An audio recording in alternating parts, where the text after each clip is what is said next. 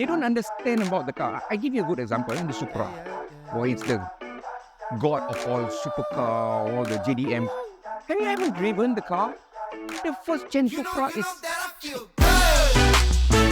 things I never thought I could. Smiling in the mirror, I look good, like I should. Welcome to our What's Your Story series, where we get our friends to share about their love for cars and their personal journey. My name is Hezeri Samsuri. I've been writing about cars for more than 20 years. But of course, the new generation, they only know about me recently. But I've been writing behind the scene. I mean, a lot of people, they know my name, but they do not know how I look like. They do not know how handsome I am.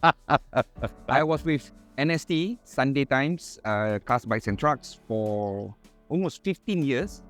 And then I continued my journey with Top Gear Malaysia as the editor for about nearly 5 years. And then I decided that the print, magazine, newspaper is on the way out. So I shifted to online. But instead of continuing to do it in English, I decided to do it in Bahasa Malaysia because at that time, that period of time, I can see that the Bahasa Malaysia market is losing out in terms of content. They were websites, but they were not serious enough.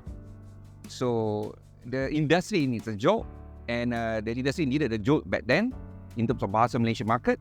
And I told car companies that this market has been neglected for a long time, and we are always focusing on these big cities, JB, Penang, Klang Valley.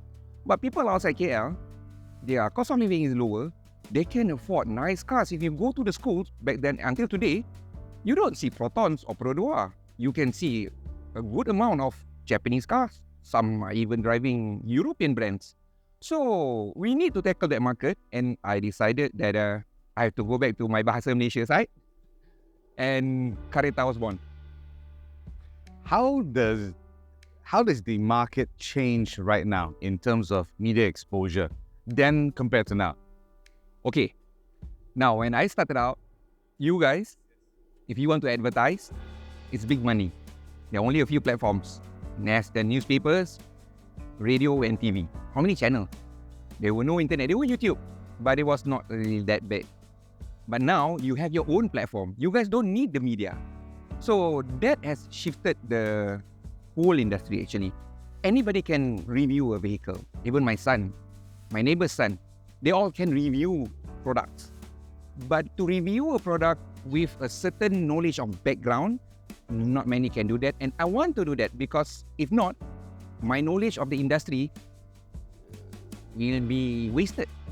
So I think people need to know the background of a company or how the product came to be before they start paying a lot of money for their car. Agree. You know, we've been friends from the first time when Auto Detailer first started. Oh yeah. You know, we had Faisal Shah back in the day, right? Yeah. And I followed you constantly on socials.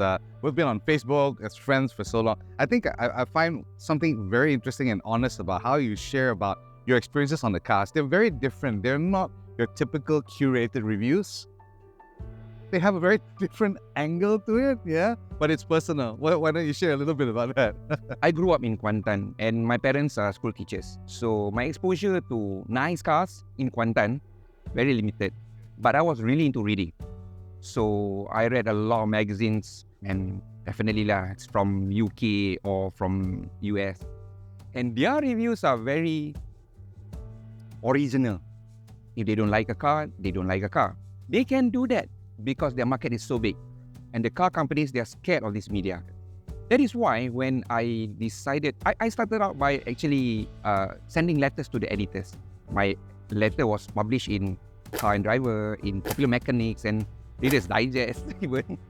And I started writing to the local newspaper. And back then, it was only Cars, Bikes and Trucks by NST. So I started writing to them, and they replied. And finally, one day, my Sifu, Yamin Wong, called me up and asked me, would I like to join them permanently? I was like, this is my dream come true actually. But those days, during that day, I was actually working as a project manager, IT project manager for a national project. And I told my wife, hey, I really want to do this. And he understand that. We literally dropped off everything. I have to reset my whole entire life because, well, you know, the salary of a basic reporter can't even afford to pay my house. So I have to discuss my salary again, my package with Cik Amin. He understood, but he told me one thing: if I want more money, I have to work hard. And so I joined NST and I worked my ass off. And one thing about him that I really respect is he gives me the freedom of whatever that I have to write. He said that nothing is perfect. Even cars and bikes, no matter how much you like a car, it's not perfect. So you have to write it because a lot of people will be paying a lot of money for their car. So if you're talking only about the nice things about the car, that's not the truth. So I always put myself into the shoes of whoever will be buying that vehicle. Because, well, 9-year loan is not really the ideal loan tenure, yeah? Cars nowadays won't last after the 5th year, all right? So I don't want, although I'm in the business of selling cars, promoting cars, I don't want people to waste a lot of money on these vehicles. Everybody loves to become Jeremy Clarkson. Yes, of Okay, but course. Jeremy is like the god, okay? And sometimes I think he just create all these bad things about cars. Because as you can see, once upon a time, we always teach on Chinese cars. And now you can see how they can progress with a lot of consultants and engineering firms and all. Anybody basically can build a good quality car. But having said that, all cars now are like, you know, cookie cutters. Yes, they are. All feel the same, especially EVs. Hence why I started going back to old cars. I like cars that can talk to me, cars with character. Not as much as, some cars, they have too much character, like Alpha. Love to have them, but I think not the right time. Requires patience too. Oh, yes. Very interesting views coming from your side because there's always this little balance you want to try to maintain between being outspoken, having a view, being able to communicate and share your feedback or reviews about a particular car model, a particular ideal that's pushing forward, right? And whether you agree with it or not. But at the same time, I think there's this, it's almost an inbred Asian culture to be delicate about subjects. I noticed that younger generation, when they like something, they are just following the flow. They don't understand about the car. I give you a good example, the Supra. Or it's the god of all supercar, all the JDMs. Have you ever driven the car? The first gen Supra it drives like a truck. That's well on the straight line. Even that also, I hate the car because it feels a bit big and huge and slow, cumbersome. A car can become anything if you tune it or modify it properly. So there are some cars which I believe is a legend, like the E39, for example, or E30. These are the cars they drive well. My E39 until today drives better than some of the modern cars. Okay, so I think that one, they can say whatever that they want, have a go to the car, and they will understand why. So, like me, okay, this is what my father told me. You cannot criticize anything if you haven't tried it. All right, let's unpack one particular interest you mentioned in there, the E39. Tell me 3 things you love about it and 3 things that you hate about the E39. I like the design. Not really the best, but okay like the design. I like the comfort. It is very comfortable, surprisingly, for a BMW. And I like the driving character of the car. Even though it's old, if the car is perfect, in a good condition, still carves a smile on my face. Things that I hate about the car, well, it's an old car. So, although people say that it's really reliable and all, but hey, it's like 25 years old? So, there are bound to be things that I have to replace. 2, I'm on staggered setup tires. So, quite difficult now to find the rear tires especially. 3, parking. Cars like this, you cannot park anywhere. So, I have to find shaded covered parking space for my cars. And because I like the car so much, I don't like to park it outside where people can ding your door. So that worries me much. So that's why sometimes I like the car, but it's not practical lah. So are you OCD? Yeah, unfortunately. We're in the same boat there. I cannot have like slippers and shoes like in front of your doors that was sepa, I was like, oh, and my stuff, they hate me for that. I do the same at home. I rearrange everything. Yeah, me too lah. Even colour code also. Do you know that one of my hobbies used to be I like drawing. So I scored in SPM, my drawing, lukisan semua, seni lukis. Semua A1 je. And the first thing that I drew was a car. When I was like 4 years old, 5 years old. And when I was like 6 years old, I went for this taekwondo class at night. And while waiting for my father to come and pick me up, I'll sit down and I'll look at the cars and try to teka apa kereta tu just by the headlight. So when my dad loves cars, to a certain extent, he's a school teacher, so he likes cars, but he can't afford the cars that he likes. I understand that, and but he modifies his cars, like Mac wheels and all. So I grew up with an Escort, so that's my interest. That's one thing about me. Being exposed to so many cars, I don't really have a favorite car. But if I have the money, one car that will be in my collection would be the Ferrari F40. I think our generation, we grew up with that car. Car is nothing Impossible. That's an impossibility. F40. And when Naza had the car, I always try to find excuse to go there, to meet up with people there lah. SM Faizal ke siapa ke. Actually, I didn't want to see him. I wanted to see the car. The F40. I went to Ferrari Museum, and the first thing I went to was straight to that car, the F40. Unfortunately, I haven't driven one. I sat in one, I started the engine, but they didn't allow me to drive around the track in Ferrari. The Maranello track.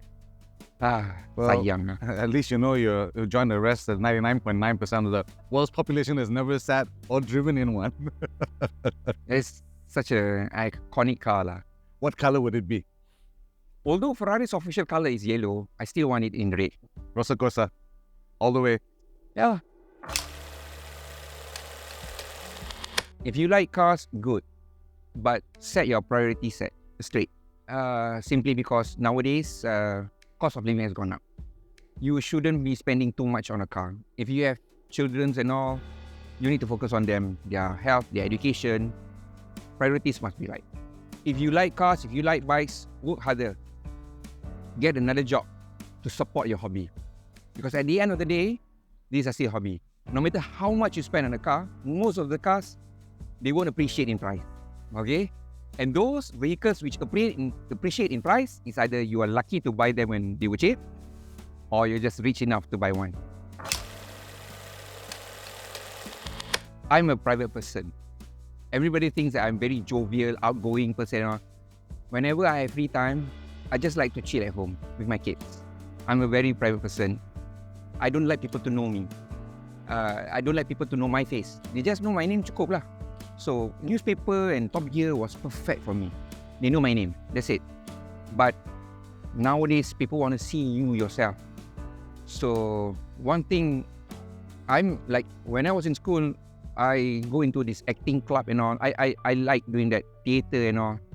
But I know that when I'm reviewing things, I have to be in my own character. I don't know how to lie, actually. That is very dangerous, especially when they ask me about government issues and stuff. Some of the agencies, they hate me. Some of them, they love me because I speak of the truth. So, I'm actually a very private person. So, sometimes people think I'm sombong. No, I'm actually quite shy to talk to people. I know you for ages, so I'm okay. But with new people, I might sound talkative, but deep in my heart, I was like, can I go now? Okay, there's this one night when I was a student, when my player I was sitting as a pillion on my friend's bike. So lampu merah, PJ. So we stopped lah. And I was still tall, but a lot skinnier back then. So I want stood up on the bike. Semua belakang apa semua, lampu hijau. He rode away. And me like standing there, looking like an idiot. And the car behind me was honking and laughing at me. I was like, sial betul lah.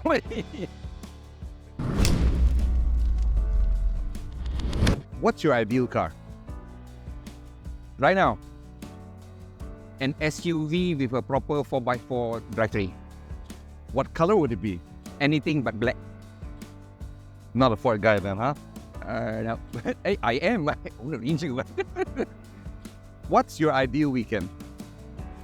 I have to say it's with the family. Once they have all the birds dah terbang keluar, sarang kosong, then only I'll do things that I like. Riding, off-roading, camping, stuff like that. Perfect. Introvert or extrovert? Secretly introvert. What's your favorite hobby? I don't have a hobby. Hobby used to be driving and riding. Now it's work. So hobby now, watching Netflix lah. Aduh, that's what all of us do actually. What's your favorite movie? Interesting. Shawshank Redemption. Oi, oh, very deep. Not a car movie. Not a car movie at all. Shawshank Yeah. Redemption. Fantastic. Thank you, bro. Fantastic lah.